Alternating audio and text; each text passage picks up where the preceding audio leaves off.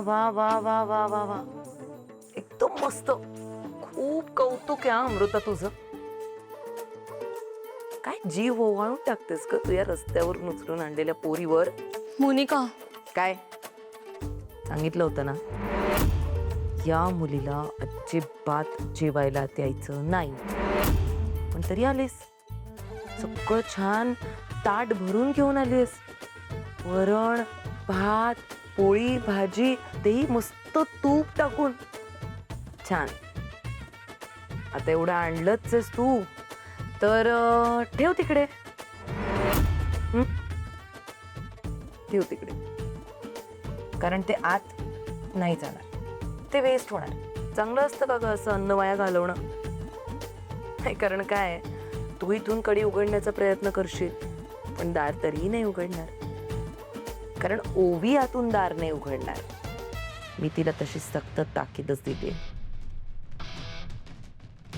आणि माझी सक्त ताकीद म्हणजे माहितीये ना कशी असते.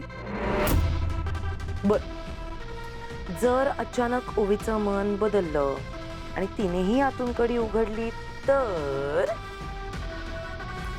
मोनिका, मोनिका नको ना असं करू. मोनिका, टाडा, माझा प्लॅन बी रेडी होता. मोनिका, हे काय क्रूर वागणं आहे तुझं. आणि सारंग आला आणि त्याला कळलं तू असं वागतेस तर काय होईल ह्याची कल्पना तरी आहे का तुला? बापरे, सारंग तो तर घरी नाहीच आहे ना. तो येईपर्यंत या अतिशहाण्या मुलीला माझी शिक्षा भोगावी लागणार. सारंग जेव्हा कधी येईल तेव्हा बघू ना पुढचं काय होईल ते. आणि तू जास्त शहाणपणा करायला जाऊ नकोस. तुला माहितीये, तुला तिच्यासोबत मी आतमध्ये का नाही कोंडून ठेवलंय?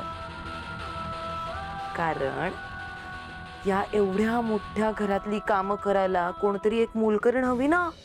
तुला पण आत ठेवलं तर हे सगळं कोण करणार? म्हणून. मोनिका, प्लीज नको ना असं करू. ए बाई चूप. तो घाणेरडा रडका सूर अजून लावू नकोस. मला इरिटेट होतं. एवढी कामं पडली आहेत ना घरातली, ती कर. इथे रडकं तोंड घेऊन उभी राहू नकोस. चाबी तर तुला नाहीच मिळणार.